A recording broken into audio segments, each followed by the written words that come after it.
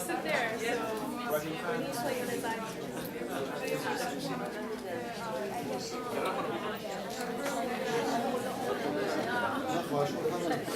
So Can I have one, please? On the bed?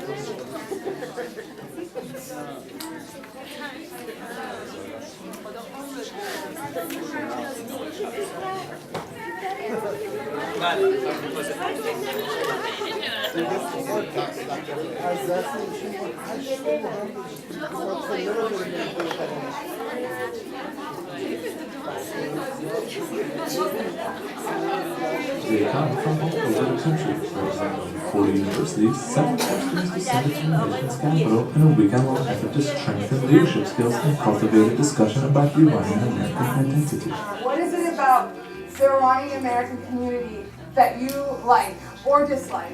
A lively discussion kicks off the summit when students are asked to point out aspects about their culture they like or dislike. The summit is organized by Iranian Alliance Across Borders, a non-profit organization whose focus is the Iranian diaspora youth. There are a variety of different workshops throughout the weekend. And I change it to, can you give me one person I should reach out to connect with?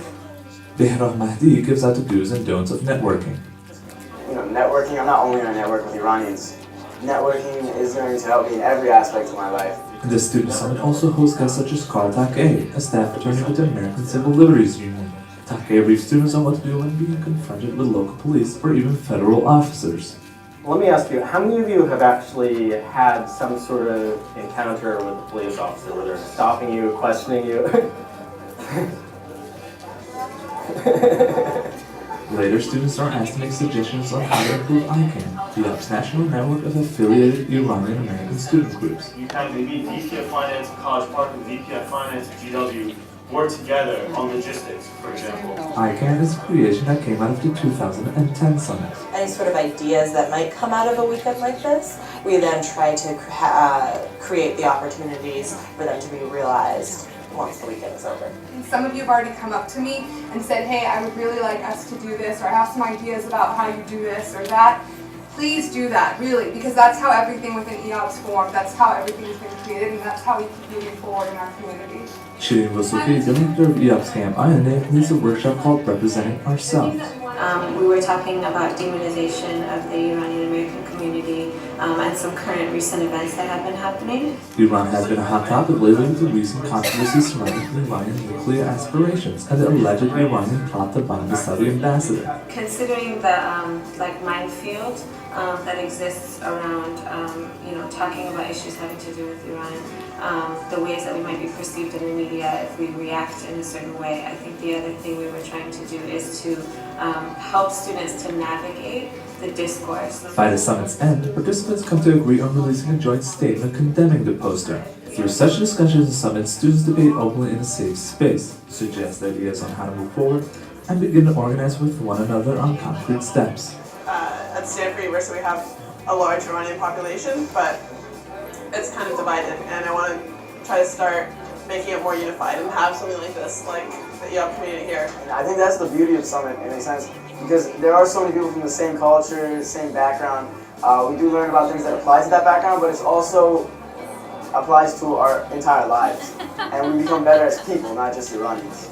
When you come away from a summit, you feel that there is a more unified voice, a stronger, more confident Iranian American voice that should be shared, should be heard throughout the country.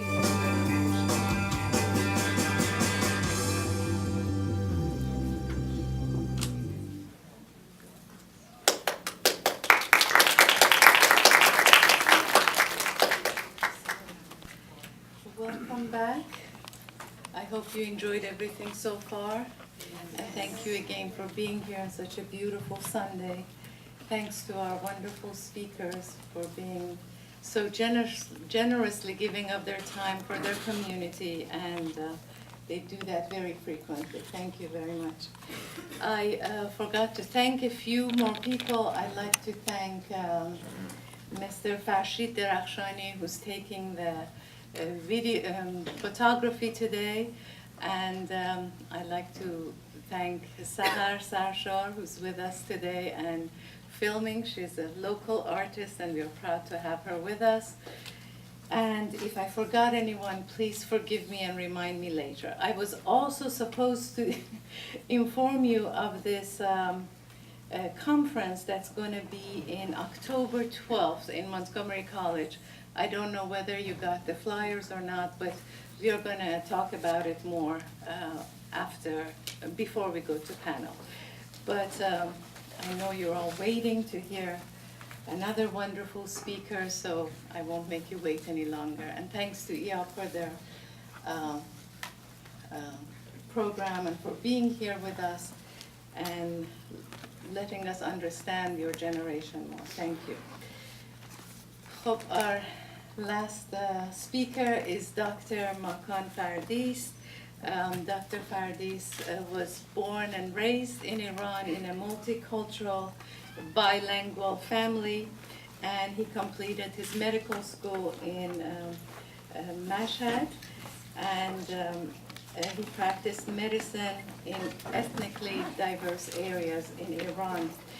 And I think being in general practice, he realized that the importance of mental health in your physical health. And then he came to United States, and he earned his PhD in clinical psychology and completed postdoctoral training in couple and family therapy, as well as clinical supervision. He believes that humans have a natural drive for growth, and therefore one of the main goals in therapy is to identify and address the obstacles they face on their path to excellence. He has presented many talks and workshops on this issue related to the social and individual psychology in Farsi and in English. And as I said, he's been a great asset to the community with all the free training and education that he provides. Dr. McIntyre DS, thank you.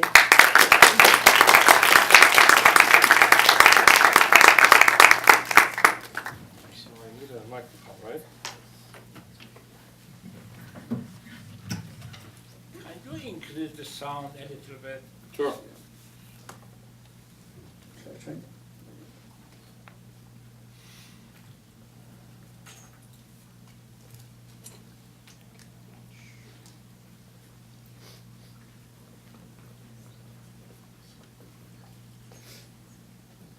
Can everybody hear me okay? Yes. Okay, wonderful. So this is that interesting part of the day where the words of previous speakers start to merge to one another, with one another, so you don't remember who said what, and you start thinking about planning your week, and so you hear two words of the speaker, and then the rest are completed by your own internal thoughts. And I think the darkness in the room kind of helps that. So let me see by a show of hands, how many people are in this moment up and awake? Up and what? Up and awake. You are up and awake. You don't need to raise. The person who interacts and engages, that says something. Okay, so let me start off with, well, if you see, I took a liberty of changing the title of my talk slightly, because this is the version that I've actually heard more often in my family than what was the original title, which was Aberoo and Nabar. It seems like maybe my family is more shame-based or shame-oriented, and they would phrase it in a past tense, that Aberoo and Raft, there's nothing you can do about it. It's already gone.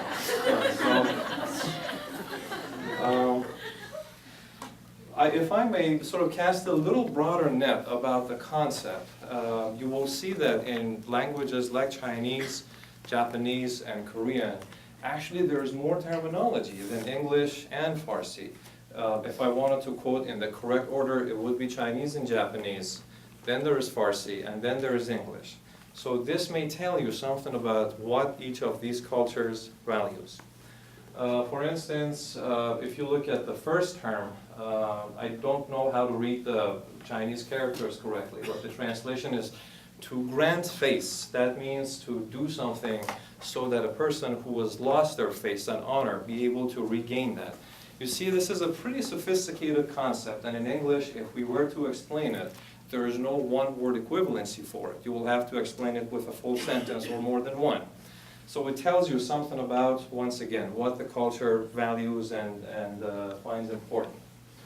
The second one actually probably has an equivalent in Farsi, a person who doesn't have a face, a shameless. What do you call that person in Farsi? Oh, that would be Aberoo, that is correct. So, there's more. So the reason why I even brought this up is because there might be a possibility for us to think that, well, this is unique and idiosyncratic to Iranians only, and nobody else talks about Aberoo, and it's just us. And the case is that, well, almost everybody does. What changes is that there is some variability from one country to another, from one decade to another, or even within the same country, you have regional variabilities in terms of why and how important this is. So as you see, these are some of the words that I could think about in Farsi that are constructed with Aberoo. Anybody in the audience can give me maybe like one or two that aren't on this list? Yes. Bicheshmoru. Bisham. Bihaya is a good one. I love that.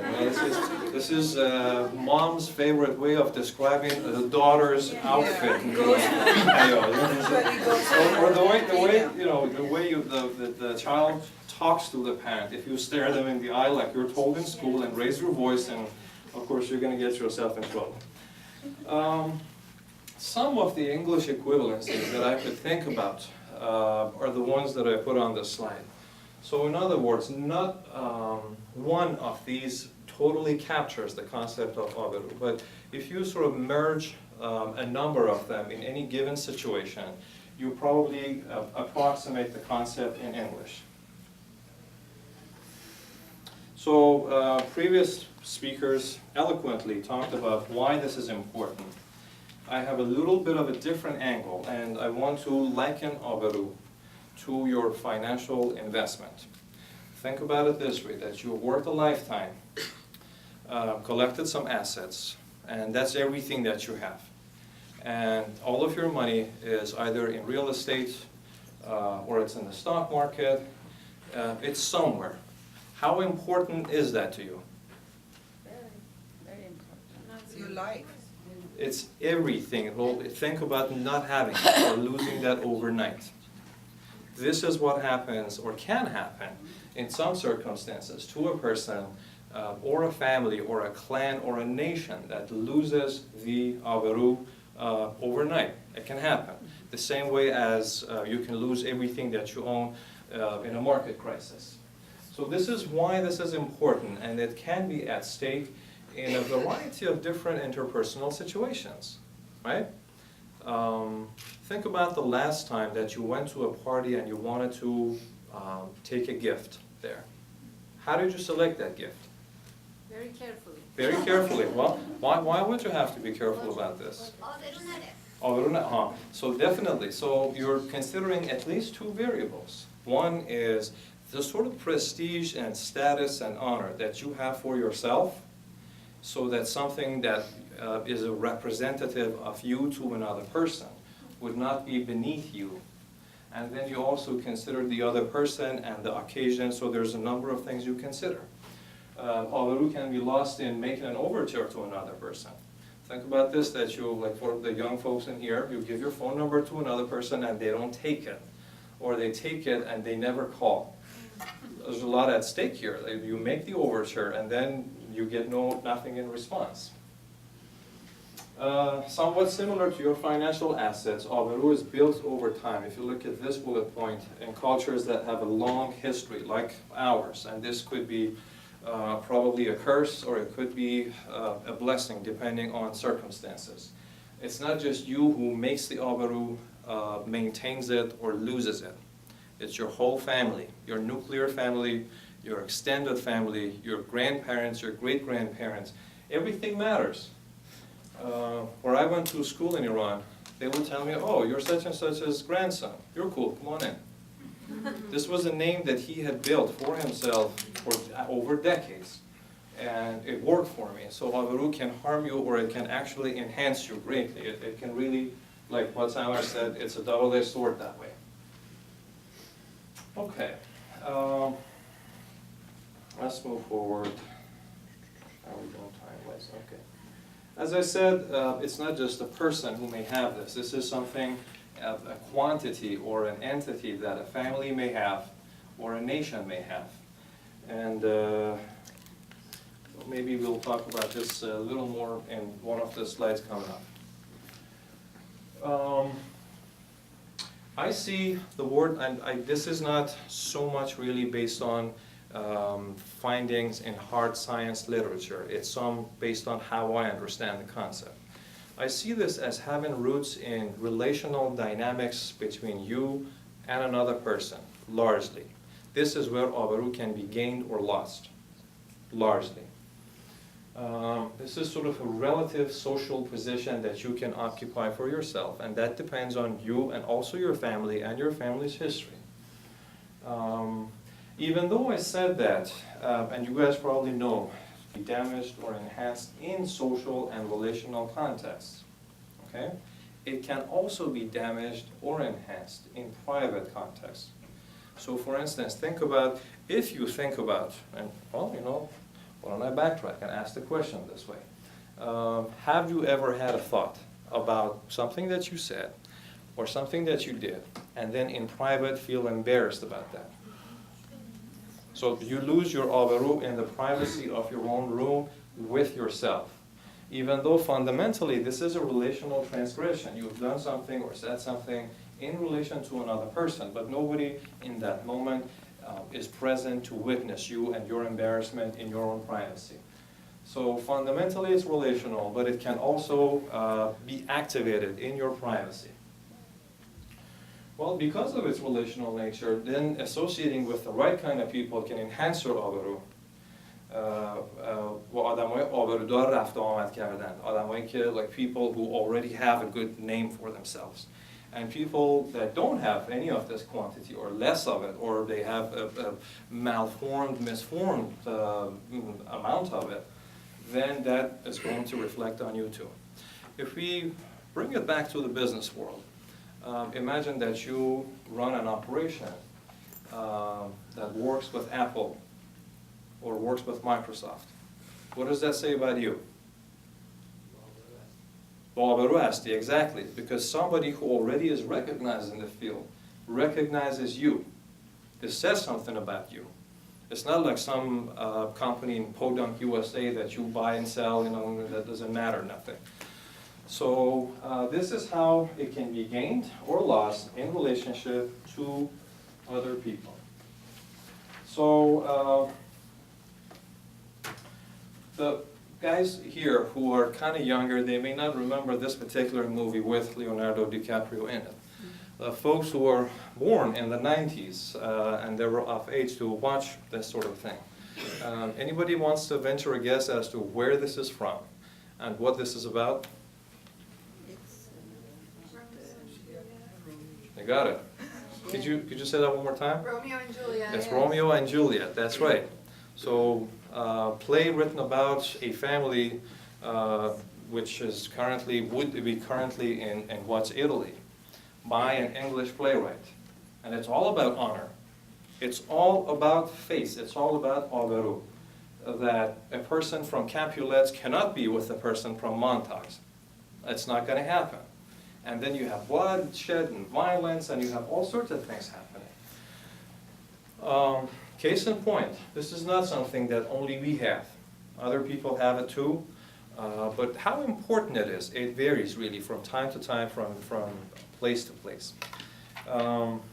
When I first came to the DC area, my impression was that, and I'd always lived in north of United States when I was in the United States, that people here speak kind of Southern. That what they wear doesn't quite look like Midwest or Pacific Northwest. So I started thinking, and then I realized that if you drive just 2 hours south of here, you're actually entering the South. What do we know about what's the Deep South in terms of how the culture structures male-female relationships or parent-child relationships? How is that different in Midwest? Questions for audience? They're warmer, they're much more close-knit. Southern Right. people are Right. Mm-hmm. family-oriented. More family-oriented, yes. The laws are better or more advanced in certain Northwest states than in Virginia or Lower Virginia. Let me ask a more specific question. Can a woman, say a young woman, a debutante, who lives in a southern state, bring shame upon the family by certain actions? Yes. Yes, they may, right? How about a girl about the same age in Wisconsin? What is the extent to which that matters to the family? It's much more acceptable. So within the same country, we see geographical, regional differences in how much the issue matters.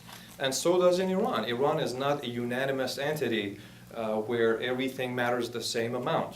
If you're talking about middle, upper class, urban population, you're talking about a different species than folks who live out in the rural areas or in areas where there's various ethnic minorities. Okay, moving on with Aberoo. And, well, you know, some of the things that I personally wondered.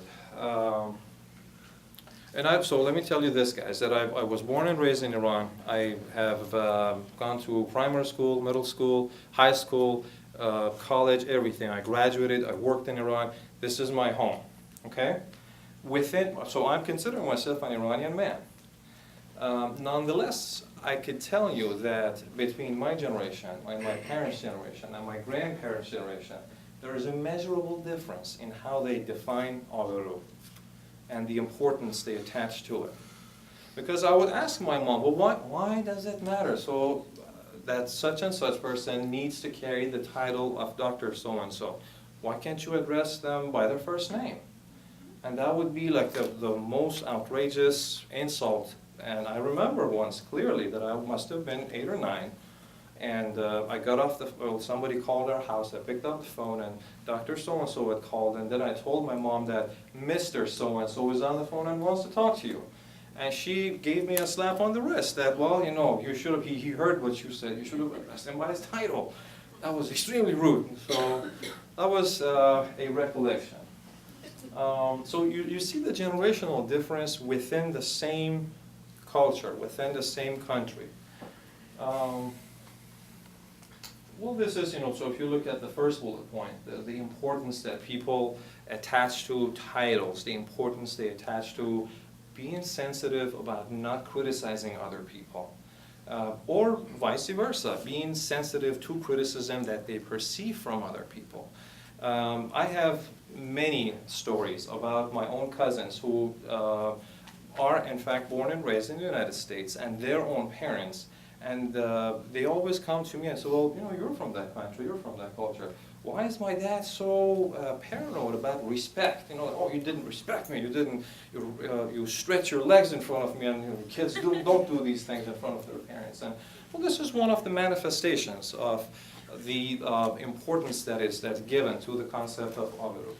I guess one thing that I'm trying to imply, or maybe overtly tell you guys, is that it's easy to pathologize this and say, well, this is an abnormal phenomenon unique to Iranians because we have a certain gene that is deformed, and that's what makes us so Aberoo conscious. And I'm saying that, well, it's not quite that way. You know, it's a little more sophisticated than that. If you look at a culture's history, if you look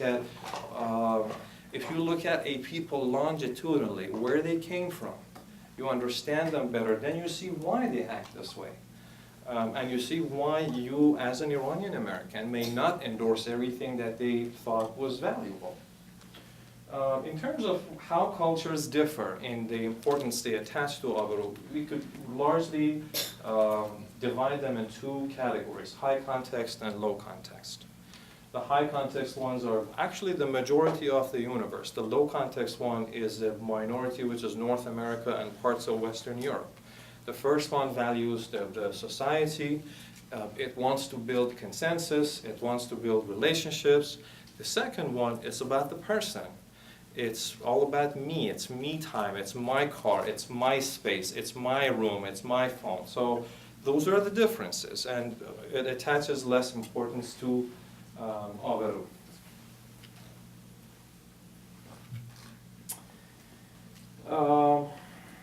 Okay, I sort of found this pretty amusing, and I figured I'll share this with you. So in the UN General Assembly just about a couple of weeks ago, this is actually what people was hoping to happen, to see the two presidents shake hands and, you know, kiss and make good and all of that. And my theory as to why this actually has not happened up till now is not so much because Iranian interests and American interests are at odds with one another. I don't actually see it that way. We have a lot of shared common interests as two groups of people, as two nations, two countries. So in my mind, one of the things that's always been at stake is the issue of not wanting to lose face. And if you notice that President Obama, in my mind, astutely is making multiple references, mutual respect. We are going to preserve respect, dignity, honor. He keeps talking about those things because he wants the other party, he wants the negotiators from Iran to be able to enter and exit the negotiations with their face intact. So, pretty smart. Pretty smart. So, we know that a lot of countries essentially have refused tangible rewards because face was at stake. This was more important to them than actually having money or territory or whatnot. Okay, time-wise, let's see how we're doing. Okay. One of the reasons, so I see at least two different generations of people in this room, okay? Let me tell you how you guys may miscommunicate with each other. There's two major fundamental processes. One of them is face threatening, and the other one is face honoring processes. And each of them you can actually divide into two different things. When you do face saving is you anticipate that you're going to fail an exam, okay? And then you tell your friends, oh, I didn't really study about it, I was up partying last night, so you're preparing the listener that, you know, in case of your failure, that wasn't your fault. There was no Aberoo to be lost for you. It was the partying, it was lack of preparation. So you anticipate the loss of Aberoo and you prepare for it. The face restoration activities are things that you do after you lost face, right? So the famous, oh, the sun was in my eye and I didn't, so he threw the first punch and my head was down. I didn't realize, so that's why I got my buttocks handed down to me. And so those are face restorative activities. All of these are within the face threatening process. Face honoring is the first, well, let me actually start with this one. Face-giving behavior is what President Obama is trying to do right now. He is trying to give face and Aberoo to the Iranian officials. That's what he's trying to do. I think because he understands that this culture values face and he doesn't want the negotiations to fail. So he's doing what he can. Face assertive behavior is when you want something and you're open and upfront about it, but you're also respectful of the other person's Aberoo. You're respectful of that. That means you ask for something and you do it in an honorable fashion. So this is where things might actually conflict between the two generations, at least, that are existing here. High context cultures focus on building relationships. For a person who comes from high context cultures, quote unquote, mom and dad's here, going directly to the point will threaten the relationship. Why would you do that? You're in here to build the relationship, not to threaten, not to damage it. And then the kids here who are, the youth, youngsters here are more likely to be low context because you grew up around people in this country. Directness is important, it's prized. You say what's on your mind. And you say it proudly because it's your opinion, and you're told to use your classroom voice to project and to look the other party in the face and maybe to put your arms here and even occupy more physical space than you normally would, right? So the youngster tells mom or dad that, why don't you get to the point? I don't even know what you're talking about. You're talking in circles. I don't understand what you're telling me, right? And then, well, of course, because mom or dad is not, in fact, getting to the point. They are talking in circles because they want to maintain a relationship. And the youngster wants to get to the point. And they don't quite get one another this way. Some examples. There is some countries that probably are a little bit of an exception to the rule. For instance, France is a Western country that actually values Aberoo a lot. So if they feel like a certain of negotiations may cost them their Aberoo and international phase, they're not going to be there. They're not going to show up. The same thing with former USSR. Compromise was for the weak. It was for the losers. And you would only compromise if you tried really hard, or if you could convince everybody that you tried really hard and then compromise.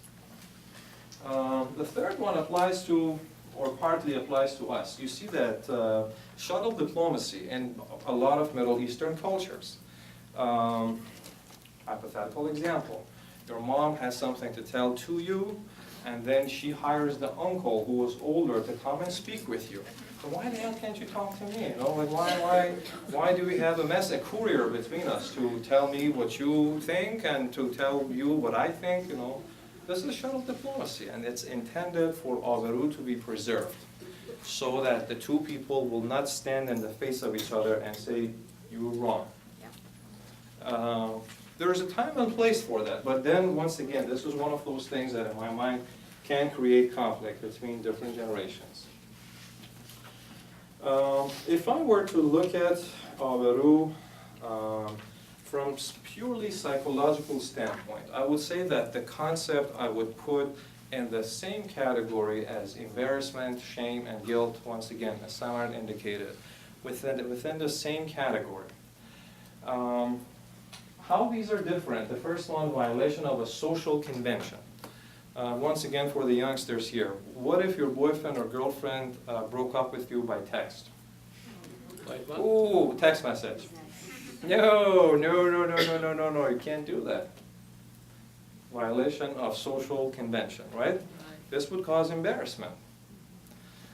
The second one, shame, is more of a personal feeling that you had certain standards for yourself and you failed to meet those standards, to meet the criteria.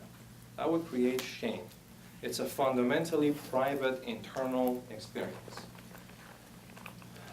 As for guilt, we were talking about certain moral codes that you were taught not to break, and if you do that, then you're going to feel guilty. Well, how many people here are told not to take things that belong to other people? Almost all. Oh wow, there's got a lot of thieves here. Because, you know, just a handful of people raise their hands. So, guys, be cautioned that there's folks here who have nothing against them. You know? They take your property and do not feel guilty about it. So know who's sitting right next to you. Or lazy.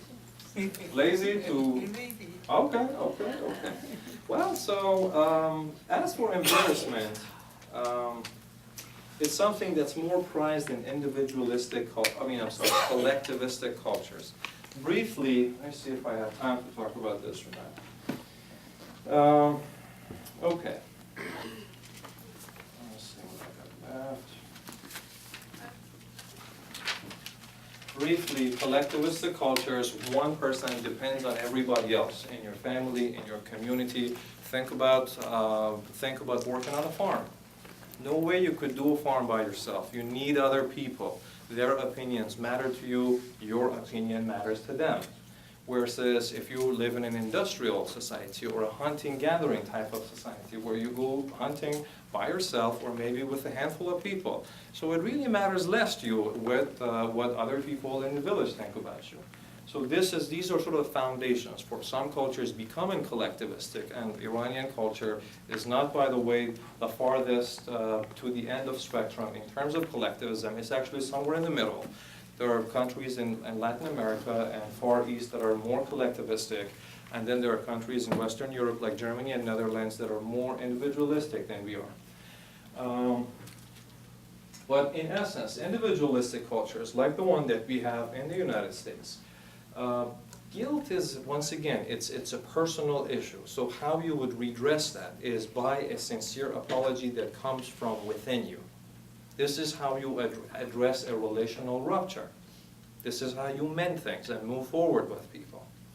Versus in collectivistic cultures, and this has been my experience, I looked a lot for an image like this, because this happened to me in my childhood many, many times, where I broke things and my mom told me, well, خجالت بکش مردم چی میگن و so you see where and how social conventions and social relationships are maintained and preserved is not so much within you.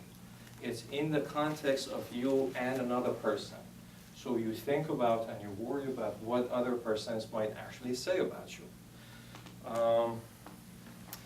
I don't get into, in this moment, how this might become a source of problem between generations, but I think you sort of get the drift yourself. Okay.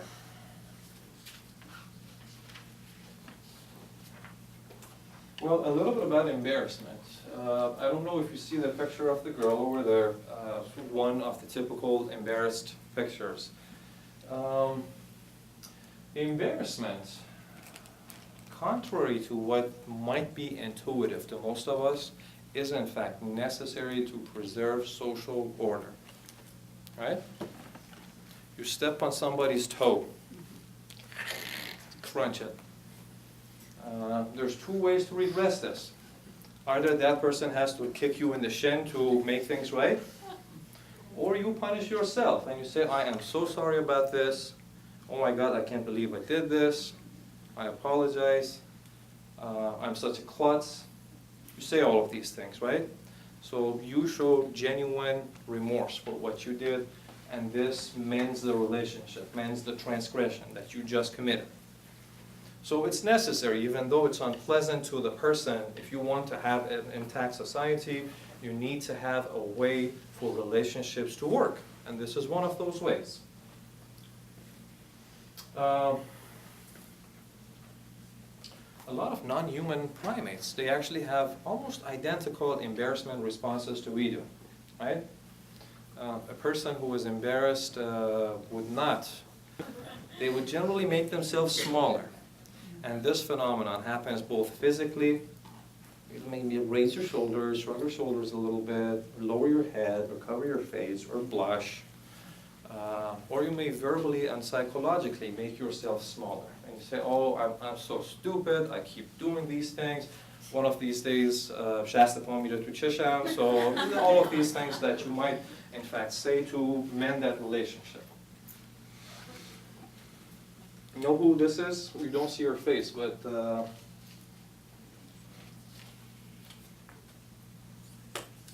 Jennifer Lawrence, right? Yes. Jennifer Lawrence? Yes. What movie was she in? Hunger Games. You got it. You got it. You know what happened here? So Dad and Mom and Jennifer Lawrence were in this, I think, fundraising event, and Dad said, "Oh yeah, see what a good girl I've raised. You know, she is a prime. What did he say? He said something like, I forget the exact words, but he said like, this is the best horse you can find. She was a horse essentially, of good genes and good breeding and all of that. So extremely embarrassed. But you see, the nonverbal behavior is pretty common. I think a lot of us would do the same thing. We would cover the face, would make ourselves smaller. There's a certain set of behaviors that we probably all engage in. And also with self-mockery. Okay, because I think I have about 3 more minutes, I'm going to talk a little bit about one more thing. This was sort of my backup plan in case I finish everything up before time. When we talk about self, when I think of self, I don't quite see it as a very abstract concept. I actually almost feel like it has a shape. It's solid. It's built of certain things. Iranian self is built slightly differently than the individualistic white American self. Slightly. Not exactly. It's not conceptually different, but I'll tell you how. These 2 words you might have heard from your parents. If you're a parent yourself, you know them very well because you were telling them to your child pretty often. Zahir wa batin. One of them is what you present to the universe. The other one is who you are inside. There is a dual nature to Iranian self. And in various research studies that they have conducted, Iranians actually identified that the Iranian self is binary. Even though they say, well, the ultimate goal is for them to be unified, but they identify and they realize that this is how we are made. And the reason for that is the kind of history that we have had. We have reported to bosses and governments and governors who were not elected by us. Historically, I'm not talking about now, over the last millennia. There's been enemies within our home, within our communities.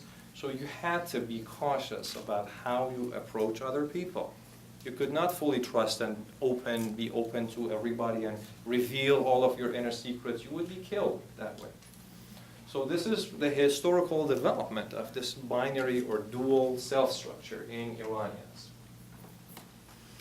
When we talk about managing Aberoo and preventing its loss or enhancing its existence, we are talking about the external. We are talking about that aspect of a person's self, which has to do with management of your public front. The last slide is that, and I think both Ehsan and Sam have briefly talked about this, that we have different waves of Iranian immigration in the United States. And these are different species. The folks who came in the 50s were not quite the same as the ones who came in the 70s. They came for different reasons, with different levels of preparation. And after the regime change and everything in Iran, then we had the group of Iranians who were fundamentally different than the ones who were here in the 60s and 70s. And then within the last 10 years, we also have different types. We have voluntary versus involuntary immigrants, and as Ehsan said, some of them are prepared and they come here knowing the language, knowing some things about the culture, and some come here completely unprepared. And this creates a lot of gap between members of the same family. So you have parents who come here because they had to, because they left in a hurry, because they fled, because they are exilees, or whatever the reason might be. And then you have kids who are born here and they don't. Oh, sorry, that means my time is up. Sorry. So this is one of the things that creates what we call differential acculturation. So you have 3 generations in the family. You have grandma, grandpa who speak no English. They're completely Iranian. They never envisioned that at any point in their life they would leave their country to live in a strange foreign land. So that's one generation. You have mom and dad who speak some English. They speak it with a pretty heavy accent, and they know some things about how to survive in this country, but not fully. And then you have a young generation which is practically really integrated in this society, even though they may identify themselves as Iranian American or American Iranian. And think about it this way, you have 3 different generations, 3 different sets of values, and these guys are going to butt heads. It's going to happen, guys. So one way of looking at this is to consider this as an abnormal pathological phenomenon where we Iranians, we are interested in conflict. You know, we get into a fight if there is a possibility. Another way of looking at it is that this is just what you get when you have these people present in the same room. This is the natural property of these people. I'm not saying there's not a way to address this. I think there are many good ways of addressing it. But this is a normative phenomenon, the way I see it. Last one is that there's actually a bunch of studies that talks about how women and Iranian women and Iranian men have acculturated differently in the United States. The bulk of findings is that Iranian women, on average, have acculturated and adapted more successfully than Iranian men. Why? I don't know the reason, I can speculate. Some of the things that you would think in our culture would be sources of oppression may have, in fact, helped Iranian women adjust here. Traditionally, and moms and grandmoms, if they're present here, they would know this. Traditionally, if a girl is about to get married, or was about to get married, she knew that she would leave daddy's house and would go to husband's house. That could be in the same city, it could be elsewhere, and she would live under a different roof with a different set of rules. And the husband would be the new country. It would be the new person to report to. And girls had all of their life, for instance, when they were born, up until they got married, to in fact prepare for this. So it's possible, and I'm speculating, it's possible that Iranian women have in fact practiced uprootedness the way that Iranian men have never had to. They were the king of their houses, and they would zan gereften. So that means you go to a bazaar and you pick one for yourself, and that's yours, right? So you don't really have to adjust too much. You just brought something to your house. Versus, I'm sorry? adjust hair. Well, she had to adjust because, and this was sort of the broad global expectation. So a lot of Iranian women, in my opinion, they have learned how to do this. So coming to a different country and using that to their advantage, that may not have been a large issue for them. So they learned, well, this is a new life, this is a new country, let me see how I can make the best out of this. One last thing is that a lot of Iranian women have traditionally had marketable skills. They knew how to sew, they knew how to knit, they knew a lot of things, right?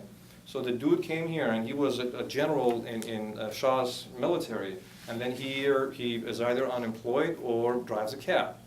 And then the lady has the dry cleaner going on for herself, and she does all of the alterations, she does everything, and she makes more money, he makes less money. So you see that we already have a lopsided relationship. One person acculturated faster, the other one not as much. So these elements in my mind, one is there is an issue with age and how young a person immigrates to the United States. And that affects how much you buy into an American life versus how much you are traditionally Iranian. This is one thing. And the other thing is gender, and these issues, I think, really contribute to people not quite getting each other. So let me stop here at this point. I know we have Q&A coming up, so thank you everybody for your attention.